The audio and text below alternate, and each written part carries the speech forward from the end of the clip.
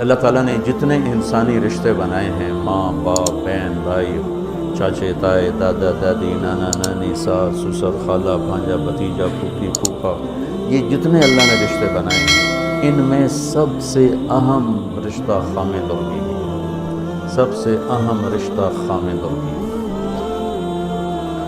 سب سے قریب ترین رشتہ خامد اور بیوی۔ لباس سے زیادہ کوئی چیز میرے قریب ہے؟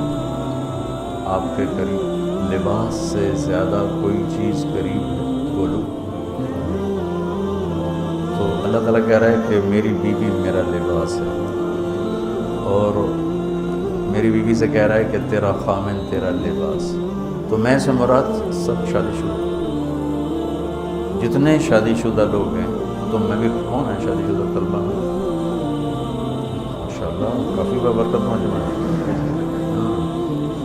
اچھا، تو اللہ تم سے کہہ رہا ہے تمہاری بیوی تمہارا لباس ہے۔ سب سے قریب شادی کے بعد قریب ترین رشتہ لفظ لباس بتا رہا ہے بیوی ہے۔ قریب ترین رشتہ بیوی ہے، اور جو قریب ترین ہوتا ہے وہ پہلے ہوتا ہے، اس کا حق پہلے آ جاتا ہے، قریب ہو گیا۔ تو کل میں نے کہا تھا کہ لباس اور میرے درمیان کوئی چیز حائل نہیں ہے۔ اس سے میں نے وہ ایک حدیث کو اس کے ساتھ جوڑا تھا جو آپ نے حضرت فاطمہ رضی اللہ تعالیٰ عنہ سے فرمایا تھا کہ جسے میں پسند کروں اسے تو پسند نہیں کرے۔ تو چپ کر کے واپس چلی گئیں اور اپنی اور بیگمات رسول سے فرمایا کہ بھائی آپ جانو اور آپ کا مسئلہ، میں اب اس میں نہیں پڑتی۔ تو یہ رشتہ سب سے قریب ہو جاتا ہے، اس سے قریب اور کوئی رشتہ نہیں ہے۔ جب یہ سب سے زیادہ قریب ہے تو اس کے حقوق بھی سب سے پہلے ہوں گے، اس کا حق بھی سب سے پہلے ہوگا، اس کا خیال بھی سب سے پہلے ہوگا۔ ہمارا جوائنٹ فیملی سسٹم ہے، میں کوئی بچیوں کو ساس سسر کے خلاف نہیں بھڑکا رہا، جو سسرال میں زیادتی ہو رہی ہے میں اس کے ازالہ کی کوشش کر رہا ہوں۔ آنے والی بچی اپنے ماں باپ کو چھوڑ کر آئی ہے، اب وہ اپنے خامد کے ماں باپ کو اپنا ماں باپ بنا لے تو اس کی سعادت ہے، اور بچے کے ماں باپ نے اپنی بیٹیوں کو آگے روانہ کر دیا ہے، وہ اس آنے والی بہو کو اپنی بیٹی بنا لیں تو کتنا خوبصورت ہو جائے گا یہ نظام۔ لیکن تربیت بھی نہیں ہے اور سیرت بھی سامنے نہیں ہے۔ مجھے حدیث یاد آ گئی، میرے نبی نے فرمایا یہ جو میرے انصار مدینہ ہیں، سنو بڑی عجیب حدیث ہے، یہ جو میرے انصار مدینہ ہیں یہ اتنے اچھے ہیں، ان کے گھر کسی کی بیٹی جب شادی ہو کے آتی ہے تو اسے یہ احساس ہی نہیں ہوتا میں سسرال میں ہوں یا ماں باپ کے پاس ہوں۔ یہ میں چاہتا ہوں، یہ میری تشریح میں کوئی کمی زیادتی ہو جاتی ہوگی، کوئی سائڈ زیادہ بیان ہو جاتی ہے، کوئی کم ہو جاتی ہے، لیکن میں یہ چاہتا ہوں۔ یہ حدیث مجھے اللہ نے ابھی یاد دلوائی ہے، حیات الصحابہ میں ہے، جلد اول میں ہے، کہ آپ نے فرمایا کہ یہ جو میرے انصار، میں دوبارہ کہہ رہا ہوں، یہ جو میرے انصار مدینہ ہیں یہ اتنے قابل تعریف ہیں کہ ان کے گھر جب کسی کی ڈولی اترتی ہے تو اس آنے والی بچی کو یہ احساس نہیں ہوتا کہ میں اپنے گھر میں ہوں یا سسرال کے گھر۔ میرے عزیزو، کم از کم تم جو میری اولاد ہو، تم میری روحانی اولاد ہو، تم تو میری بات کو آگے چلاؤ کہ تم اپنے گھر کو، اپنی بیوی کو اس طرح رکھو، اپنے ماں باپ کو بھی اس پہ تیار کرو، اپنی بہنوں کو اس پہ تیار کرو۔ ایک رخ تنقید دی، اے گردی بڑی، اے گردی، یہ سارا یہ میرا ماحول ہے، تو اٹھیندی کیوں ہے، باندھی کیوں ہے، ٹردی کیوں ہے، یہاں تک یہ ساری کہاں سوئی بات ہے۔ تو بچے کے ماں باپ کہیں ہماری بیٹیوں کی تو شادی ہو گئی، اللہ نے ہمیں بیٹی دے دی ہے، اب ہم اس کو بیٹی بنا کے رکھیں گے، اور آنے والی کہے کہ میرے ماں باپ کو تو میں نے چھوڑ دیا، اب میرے خامد کے ماں باپ میرے ماں باپ ہیں، میں نے ان کے پاؤں دھو کے پینے ہیں، تو خود اپنی خوشی سے سارے گھر کی خدمت کرے، کون روکتا ہے؟ لیکن جو ہمارا ایک جابرانہ ماحول ہے اس نے اس رشتے کو توڑ کے رکھ دیا۔ یہ جو آنے والی لڑکی ہے اس کے ذمہ ہے نسل تیار کرنا، نسل، میری بہو سے میری نسل چلے گی اور میں اسی پر جوتا اٹھا کے کھڑا ہوں، کتنی بڑی زیادتی۔ ماں یہ نہیں سوچتی کہ میری نسل جو چلے گی اس لڑکی سے چلے گی. اب ساس اگر یوں سوچے کہ میری نسل اس سے چلے گی، سسر یوں سوچے میری نسل اس سے چلے گی، خامد یوں سوچے کہ میری نسل اس سے چلے گی، خامد کی بہنیں یوں سوچے ہمارے بھائی کی، ہمارے باپ کی نسل اس سے چلے گی، تو ہم اس کو عزت دیں، محبت دیں، پیار دیں. تو وہ پاگل ہے جو تمہیں کاٹ کھائے گی یا تم سے لڑے گی. اس کو تانے اتنے ملتے ہیں، ذلت اتنی ملتی ہے. اور میں نے جیسے کہا لباس سب سے قریب ہے، تو اس کے بعد بیوی کا حق سب سے پہلے آ جاتا ہے. ماں باپ کی طرف سے زیادتی آئے تو تمہارے ذمے ہے اپنی بیوی کو بچاؤ، اللہ کے واسطے اپنی بیویوں کی حفاظت کرو. ہاں تمہاری بیوی کی طرف سے زیادتی آئے تو اللہ کے واسطے ماں باپ کی حفاظت کرو. تو اس کا مطلب یہ نہیں کہ تم ڈنڈا اٹھا لو، اپنے اخلاق ایسے بناؤ، سپرنگ بن جاؤ. سپرنگ جو پریشر سے کو قبول کر کے دب کر کے نیچے چلا جاتا ہے، نیچے جانے میں جڑ جانے کا نظام چھپا ہوا ہے کہ جھک جاؤ. ماں باپ ناراض ہو ان کے پاؤں پکڑ لو، بیوی ناراض ہو اس کے پاؤں پکڑ لو. ذلت میں عزت چھپی ہوئی ہے، ساری زندگی کا تجربہ بتاؤ. ذلت اللہ کی رضا کے لیے ذلت اٹھانے میں عزت چھپی ہوئی ہے. ہن لباس لکم. کتنا ہی مجھے غصہ چڑھا ہو میں اپنے کپڑے پھاڑوں گا. مجھے غصہ آ گیا، میں نے اپنے کرتے پھاڑنے میں، کسی یہ پاگل تو کرے گا، سمجھدار دوئے دا کرتا پاڑے گا، اپنا نہیں پاڑے گا. اب مجھے بیوی پہ غصہ چڑھ گیا تو میرا لباس ہے، اس کو تار تار کر دوں، گالیاں دوں، تھپڑ ماروں. تو ایسا ہی جیسے میں اپنے کرتے کو پھاڑ رہا اور اپنے کرتے کو تار تار کر رہا. بیوی کو غصہ چڑھے تو وہ اپنے کپڑے پھاڑتی ہے. کپڑوں کے لیے کتنے حفاظتی نظام ہیں، الماریاں بنی ہوئی ہیں اور ہینگر بنے ہوئے ہیں، کریز خراب نہ ہو. ہم کھاتے ہوئے کیا کرتے ہیں، آگے اگر کپڑے نئے پہنے ہوں تو آستینیں چڑھا لیتے ہیں کہ کہیں کوئی شوربہ کوئی سالن ادھر نہ لگ جائے، ادھر نہ لگ جائے. میں جب بھی بیٹھتا ہوں تو میری بیوی کہتی ہے آستینیں چڑھاؤ، آستینیں چڑھاؤ لگ نہ جائے. اور آگے ہم کیا کرتے ہیں، تولیہ رکھتے ہیں، نیپکن رکھتے ہیں، رومال رکھتے ہیں. بڑے بڑے ہوٹلوں میں جاؤ تو پہلے وہ ساتھ رکھا ہوتا ہے کہ کوئی کھانے کا ذرہ گرے، سالن کا کوئی قطرہ گرے تو آپ کے کپڑے خراب نہ ہوں. ہم کیچڑ میں جا رہے ہوں تو ہم اپنے پاؤں گندے کر لیتے ہیں، کپڑے گندے نہیں ہونے دیتے. اپنے شلوار اوپر کر لیتے ہیں، پتلون اوپر کر لیتے ہیں، پاجامہ اوپر کر لیتے ہیں. تو جب کہیں سے کوئی آنے لگے ایسی ناگواریاں تو اپنے اوپر لے لو، بیوی پہ نہ آنے دو. ہم کپڑا بچاتے ہیں یا پاؤں بچاتے ہیں؟ کپڑا بچاتے ہیں. شلوار اوپر ٹانگ لیتے ہیں، کرتے کو یوں سمیٹ لیتے ہیں. تو جتنا کیچڑ ہے حالات کا، واقعات کا، اخلاق کا، وہ کیچڑ اپنے اوپر لے لو، بیوی کو بچا لو. اور بیوی کیا کرے، وہ جتنا کیچڑ ہے حالات کا، واقعات کا، ناگواریوں کا، اپنے اوپر لے لے، خامد کو بچا لے. لباس کا اور کیا کام ہے، یواری سواتکم، یہ تمہارے عیب چھپاتا ہے. تو میرا کام کیا ہے، میں بیوی کی کمیاں چھپاؤں، ڈھنڈورا نہ پیٹوں. بیوی کا کام کیا ہے، خامد کی کمیاں چھپائے، ڈھنڈورا نہ پیٹوں. دوسرا کام کیا ہے لباس کا، وریشہ، لباس مجھے خوبصورت بناتا ہے. یہ ایک واحد رشتہ ہے جو زندگی کو خوبصورت بناتا ہے. سب کچھ ہو، بیوی نہ ہو تو تنہائی کا احساس مار دیتا ہے. اس سے ایک اور مطلب نکلتا ہے کہ لباس کے بغیر ایک لمحہ گزارا نہیں. سارا دن پانی نہیں پیتے ہیں نا، اب میں بیان میں پانی پی رہا ہوں کیونکہ 16 گھنٹے تو گزارے ہیں نا، پانی نہیں پیا، کھانا نہیں کھایا. 16 سیکنڈ لباس کے بغیر گزار سکتے ہیں؟ بولو. کوئی بھی کمرے میں نہ ہو، تم تنہا ہو، تم کپڑے اتارو تو تم اپنے آپ کو عجیب فیل کرو گے. تم خود اپنے آپ کو چادر میں چھپانے کی کوشش کرو گے. لباس ایک ایسی زبردست ضرورت ہے بلا دلیل کہ تم تنہا کمرے میں بھی کپڑے اتارو تو تم اپنے آپ کو عجیب سا محسوس کرتے ہو. اس سے پتہ چلا کہ بیوی کے بغیر کوئی زندگی نہیں ہے اور خامد کے بغیر عورت کی کوئی زندگی نہیں ہے. یہ ہمارا بدبخت معاشرہ ہندی کہ کسی بچی کو طلاق ہو جائے وہ گل سڑ کے مر جاتی، اس کی شادی نہیں ہوتی. کوئی جوان بچی بیوہ ہو جائے وہ سسک کے مر جاتی، اس کی شادی نہیں ہوتی. کوئی 40-50 سال کا ہو جائے مرد اس کی بیوی مر جائے کوئی اس کو لڑکی دینے کے لیے تیار کوئی نہیں. اور لباس کا لفظ بتاتا ہے کہ شادی کے بغیر انسان ننگا ہے اور ننگے انسان کا کوئی کہیں بھی گزارا نہیں ہے. لفظ لباس بتاتا ہے کہ ہم اس چیز کو رواج دیں کہ شادیاں ہوں، بیوہ کی شادی ہو، مطلقہ کی شادی ہو، کوئی اس کی بیوی مر جاتی ہے. حضرت ابن مسعود کا فرمان ہے اگر میری موت میں 10 دن باقی ہوں تو بھی میں شادی کر لوں گا اگر میری بیوی مر جائے تو. ابو ہریرہ کہتے ہیں اگر میری زندگی میں 7 دن باقی ہوں اور میری بیوی مر جائے تو میں 1 ہفتہ بھی شادی کے بغیر نہیں رہوں گا، میں شادی کر لوں گا.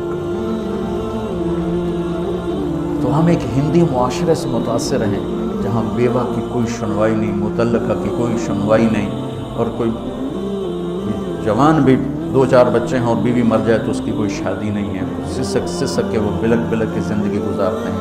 ہم لوگ اس کو رواج دیں. لباس، لفظ لباس بتا رہا ہے کہ جیسے لباس کے بغیر ایک لمحہ آدمی چین سے نہیں بیٹھ سکتا، ایسے ہی اس رشتے کے بغیر زندگی میں کوئی خوبصورتی نہیں، کوئی حسن نہیں. ہن لباس لکم انتم لباس لہن. تو لباس کیا کرتا ہے؟ زیب و زینت. لباس کیا کرتا ہے؟ عیب چھپاتا ہے. لباس کیا کرتا ہے؟ خوبصورت بناتا ہے. تو اس رشتے کو خوبصورت بنانا ہے، بیوی خامند کے لیے، خامند بیوی کے لیے. کس طرح یہ رشتہ خوبصورت بنے گا؟ اچھے اخلاق کے ساتھ، اچھے اخلاق کے ساتھ. اگر گھر والوں کے اخلاق اچھے ہوں اور بچی ساس سسر کو ماں باپ بنا لے، ساس سسر بچی کو ماں باپ بنا لے، خامند بیوی کو ہتھیلی کا چھالا بنا لے، بیوی خامند کو ہتھیلی کا چھالا بنا لے. میں قربان جاؤں اپنے نبی پر. ساری کائنات کو نور ایمان دینے والی ہستی، اور حضرت عائشہ رضی اللہ عنہ کو لقمے بنا کے کھلا رہے. کمال. حضرت عائشہ رضی اللہ تعالیٰ عنہ وہ بڑی بڑی بوٹیاں ہوتی تھیں نا، وہ اٹھا کے ایسے نوچتیں اور پھر رکھ دیتیں، روٹی کا ٹکڑا اٹھاتی. میرے نبی وہی بوٹی اٹھاتے جہاں حضرت عائشہ نے نوچا ہوتا تھا وہیں دکھا کے کرتے تھے، ان کی محبت کو لینے کے لیے اور ہمیں سکھانے کے لیے. حضرت عائشہ گلاس اٹھاتی، بڑے بڑے ہوتے تھے، اب تو یہ چھوٹے چھوٹے گلاس ہیں. بخل کا زمانہ آ گیا، پانی بھی تھوڑا دیں دیں. ہمارے دیہات کا کلچر تھا، اب تو مٹ گیا ہے، مہمان ہی کوئی نہیں ہوتے. جب کچی سڑکیں ہوتی تھیں اور ذرائع نہیں تھے تو بہت سے مسافر ہمارے ڈیروں میں آ کے رات گزارتے تھے. ہماری پہچان والے نہیں، اجنبی راہگیر، کوئی پہچان والے بھی، لیکن جو بھی تھے، کوئی اپنے ہیں، پہچان والے ہیں، دوست ہیں، مسافر راہگیر ہیں، ان کو رات کو کھانے کے بعد دودھ پلانا یہ ہماری تہذیب تھی کہ جتنے بھی ہیں دیرے میں 15 ہیں، 20 ہیں، 1 ہے، جاؤ بھائی روٹی کھا لی ہم، دودھ پلاؤ سارے. جانور بہت زیادہ ہوتے تھے، کھیتی باڑی کم ہوتی تھی، دودھ وافر ہوتا تھا. وہ گلاس اتنے بڑے بڑے ہوتے تھے، 3-3 پاؤ کا گلاس ہوتا تھا. تو ایک ہمارے دادے کے زمانے کا نا چاچا لال سنپال، وہ آ گیا ہم دیرے میں. تو نوکر گیا دودھ پلانے، تو گلاس کو دیکھ کے نوکر سے کہندا پتر میں نہیں پیندا. اسا کہا چاچا کیوں نہیں پینا؟ اسا کہا 2 تو ود پیواں تو بے غیرت بنا، تے 2 تے میرا گزارا نہیں جا. میں نہیں پیندا. تو حضرت عائشہ رضی اللہ تعالیٰ عنہ گلاس اٹھاتی اور یہ پیا، یہ رکھا. میرے نبی اٹھاتے اور جہاں حضرت عائشہ کے ہونٹ لگے ہوتے تھے وہاں ہونٹ رکھ کے. یہ زندگی سکھائی ہے. یا عائشہ، کیا محبت سے بولا عائشہ نے، یا عائشہ، عاشقانہ انداز ہے، محبوبانہ انداز ہے.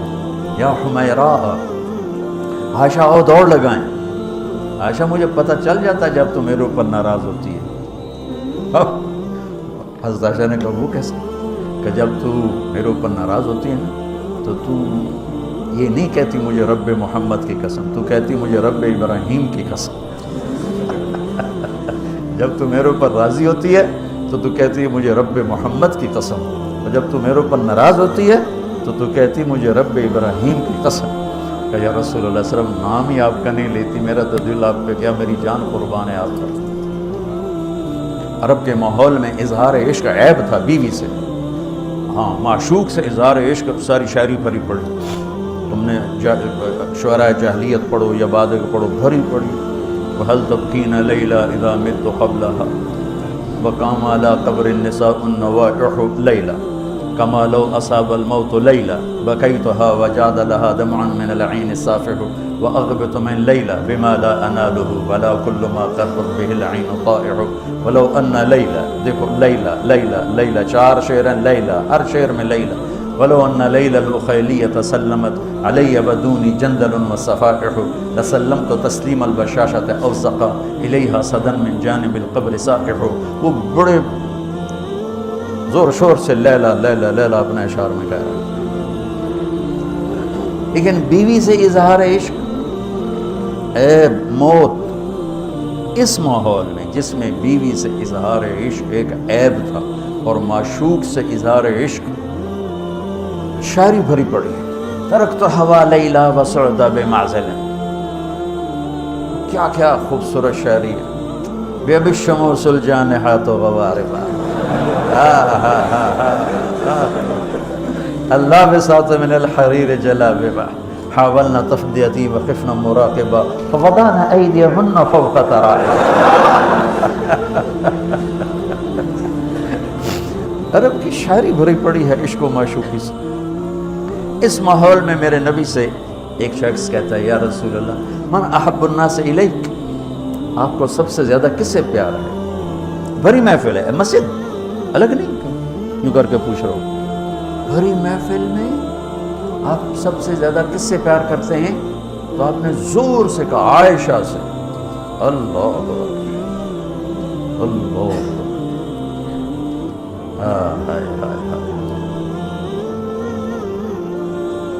وہ تو ہل گئے، کہنے لگے ان کی تو سمجھ میں نہیں آئی بات. تو انہوں نے کہا یا رسول اللہ میرا مطلب ہے مردوں میں آپ کس سے زیادہ پیار کرتے ہیں؟ تو آپ کو اندازہ ہو گیا بھائی کیوں یہ پوچھ رہا ہے. اس کو ہضم نہیں ہوا جواب. تو آپ نے کہنا تھا ابو بکر سے. تو آپ نے فرمایا مردوں میں عائشہ کے عباس. ابوہا عائشہ کے عباس. کیا زندگی سکھائی. ہن لباس لکم وانتم لباس لہن، یہ تمہارا لباس ہے.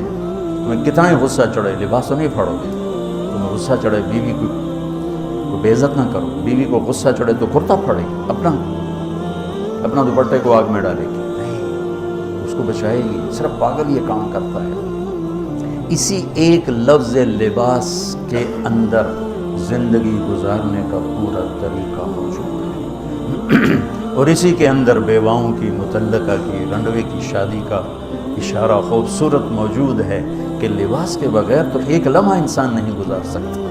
اس کو رواج دینا یہ ہمارے ذمہ ہے، اور اپنے نبی کی معاشرت کو بتانا یہ ہمارے ذمہ ہے. تو ان مسائل میں پڑ گئے جن کا نہ جنت سے تعلق ہے نہ جہنم سے تعلق ہے. الٹا وہ مسائل جس میں زیادہ اختلاف ہے اس میں زیادہ بولنا، زیادہ تقریریں کرنا، اس چیز نے ہمیں اپنی منزل سے بہت دور کر دیا. ہم کھو گئے ہیں، کہیں اور چلے گئے ہیں. تو اس عرب کے ماحول میں میرے نبی نے لباس بنا کے دکھایا.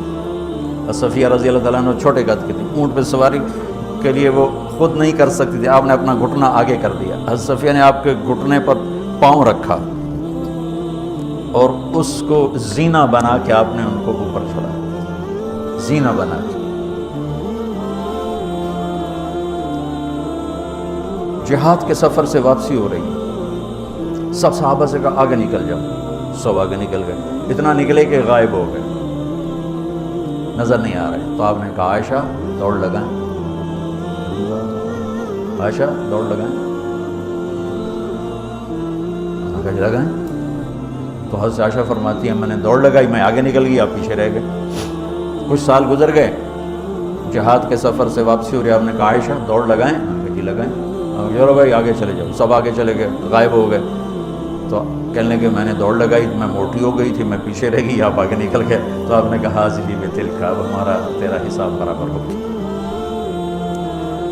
آپ بچوں زندگی تو پڑھو کہ تمہارے نبی نے کیا خوبصورت زندگی گزاری ہے. ایک صحابی کہتے ہیں دائم الفکر متواصل الاحزان. کیسے تھے ہمارے نبی؟ تو وہ جواب دیتے ہیں بڑے غمگین، بڑے فکر مند۔ یہی سوال ایک شخص حضرت عائشہ سے کرتا ہے، کیسے تھے ہمارے نبی؟ کہتی ہیں کان ضحاکن بسامن، بڑے ہنسنے والے، بڑے مسکرانے والے۔ ایک کہہ رہا ہے بڑے غمگین، بڑے فکر والے، ایک کہہ رہی ہیں بڑے ہنسنے والے، بڑے مسکرانے والے۔ یہ فرق کیوں ہے؟ ایک نے دیکھا ہے مسجد کے ماحول، وہاں نبوت کی ذمہ داری مقدم ہے اور اس کا احساس آپ پر وزن ڈال رہا ہے۔ اما عائشہ نے دیکھا مسکراتا ہنستا، کہاں؟ گھر میں۔ گھر میں آپ مسکرانے والے ہیں، آپ ہنسنے والے ہیں، اور نبوت کی ذمہ داری ہے، درد بھی ہے، لیکن اس کو اندر چھپا لیا ہے۔ اب بیگم کو ہنس کے دکھا رہے ہیں، خوش ہو کے دکھا رہے ہیں، اور ان کے ساتھ لاڈ کر رہے ہیں، ان کے ساتھ پیار کر رہے ہیں۔ وہ جو حدیث ام زرع ہے شمائل ترمذی کی، کتنی لمبی چوڑی وہ لایانی کہانی ہے، اور آپ نے بیٹھ کے ساری سنی۔ آج کا تو کوئی بزرگ ہو تو کہتا ہو تو کیا لایانی شروع کر دی، اتنی دیر میں تو ذکر ہو سکتا تھا۔ بیوی کے ساتھ لایانی بھی عبادت، لایانی تو ہوتی نہیں بیوی کے ساتھ۔ جہاد کا سفر ہے، جہاد کا، اور سفر کے لیے تیاری کا اعلان اور کوچ کا اعلان۔ حضرت عائشہ اونٹنی پہ بیٹھی، گلے میں دیکھا ہار کوئی نہیں۔ یا رسول اللہ میں تو نہیں جاؤں کہ میرا ہار گم ہو گیا، میرا ہار پہلے ڈھونڈوائیں۔ سارے لشکر کو ہار پہ لگا دیا۔ آپ کہتے تیرا دماغ خراب، میں جہاز میں تیرے لاڈ اٹھاؤں اور تیرے ہار کے پیچھے میں سفر کینسل کروں؟ چلو چلو۔ آپ نے کہا چلو بھائی عائشہ کا ہار ڈھونڈو۔ سارے ہار ڈھونڈنے میں لگے، سارے۔ یہ میں کہاں سے کوئی میں فرضی کس سے بیان کر رہا ہوں؟ گھڑ گھڑ کے بیان کر رہا ہوں؟ تو میں اپنے حبیب کی سیرت سے اٹھا کے دے رہا ہوں۔ کوئی آپ کسی سیر پہ نہیں نکلے تھے کہ کوئی بات نہیں سفر کینسل کرو، جہاد کا سفر ہے، اور آپ کہہ رہے ہیں عائشہ کا ہار ڈھونڈو۔ آپ دیکھ رہے تھے کہ آگے عورتوں کے ساتھ کتنے کتنے ظلم ہوتے ہیں۔ ان کو بھی سنو، ان کی چیخیں اور آہیں جو میں سنتا ہوں تمہارے کلیجے پھٹ جائیں کہ کس قدر ظلم ہے۔ اور تمہیں عجیب بات بتاؤں، یورپ میں نظر آتا ہے عورت بڑی آزاد ہے، یورپ کی عورت پر یہاں سے بھی زیادہ ظلم ہوتا ہے۔ دیکھنے میں وہ آزاد نظر آتی، لیکن اوف اللہ اللہ۔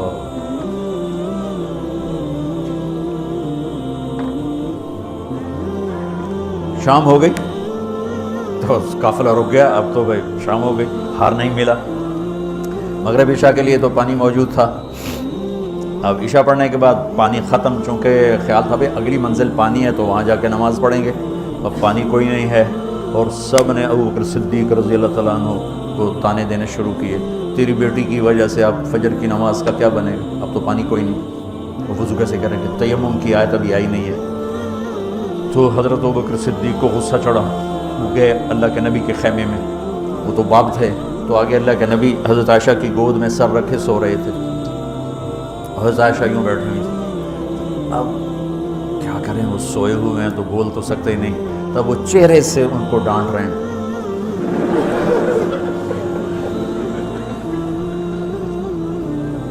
اور آگے بڑھ کے انگلی یہاں ماریں، وہ کہتی میں ایسے ہو گئی تاکہ انگلی کے درد سے میں یوں نہ ہوں کہیں اللہ کے نبی جاگ نہ پڑے، تو ٹک ٹک ٹک ٹک، تیری وجہ سے آج سارے صحابہ تکلیف میں، اور پانی کوئی نہیں ہے۔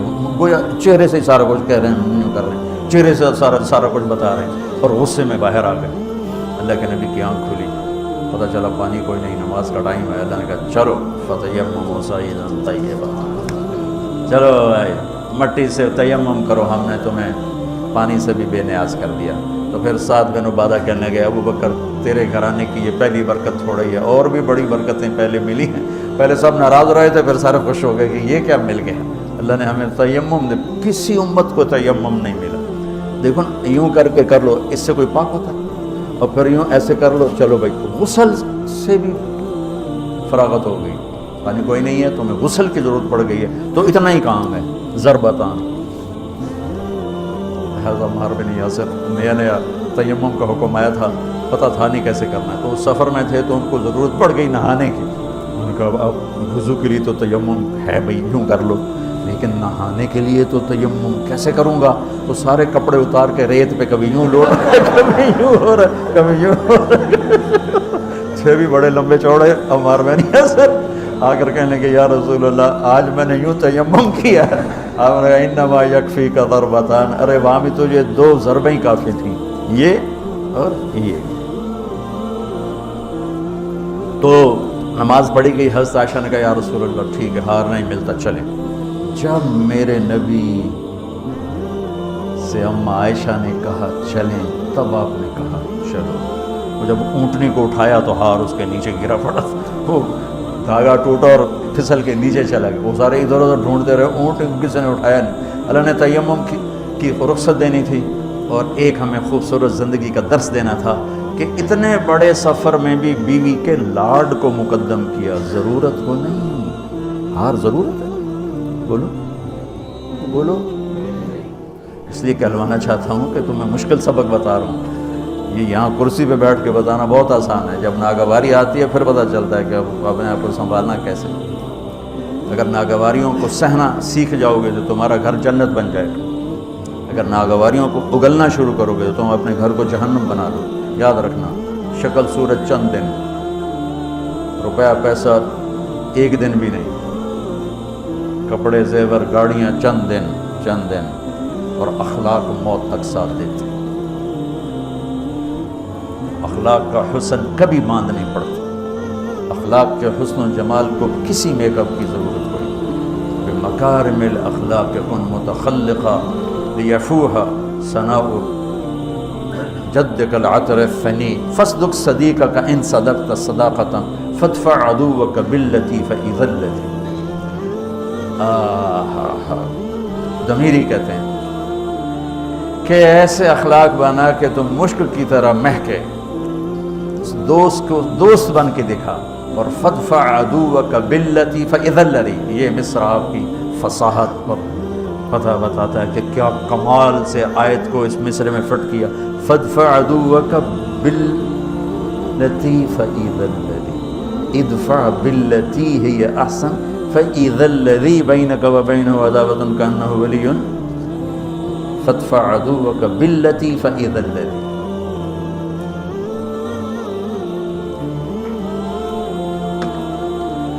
یہ رشتہ بہت مظلوم ہے، اس وقت بہت مظلوم ہے۔ بے شک کہیں آنے والی لڑکی ایسی بے وقوف ہوتی ہے کہ تہس نہس کر دیتی۔ لڑکی کے ماں باپ اتنے بے وقوف ہوتے ہیں کہ بچی کو دینے کے بعد بھی اپنے کنٹرول میں رکھتے ہیں۔ وہ بیچاری نہ ادھر کی ہوتی ہے نہ ادھر کی ہوتی ہے، کہتی میں تینوں پالے ہے تو میری مننی ہے کہ اپنے خامندی مننی ہے۔ یعنی کہ جب قبول کیا کا لفظ کہہ دیا، اب سب سے بڑا حق خامند کا ہے۔ جب لڑکے نے کہہ دیا قبول کیا تو سب سے بڑا حق اب بیوی کا ہے۔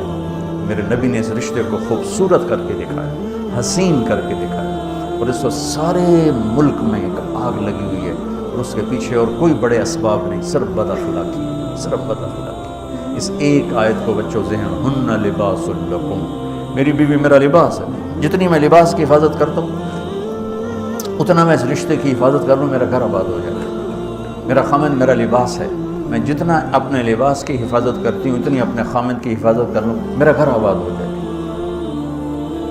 تو یہ بہت خوبصورت تشبیہ ہے، بہت خوبصورت تعبیر ہے جو میرے رب یہاں لے کر آئے ہیں، اور زندگی گزارنے کا طریقہ۔ اور دوسری بات دیکھو، اللہ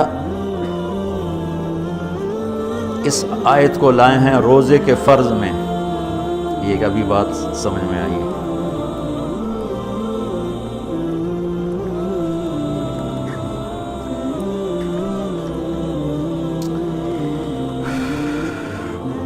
پیچھے آ رہا ہے یا الذین آمنوا کتب علیکم الصیام، روزے آ رہے ہیں، ٹھیک ہے، یہ سارا روزہ آ رہا ہے، یہ سارا روزہ آ رہا ہے۔ اذا سألک عبادی، اس میں دعا آ گئی، پھر احل لکم لیلۃ الصیام الرفث، یہ معاشرت آ گئی۔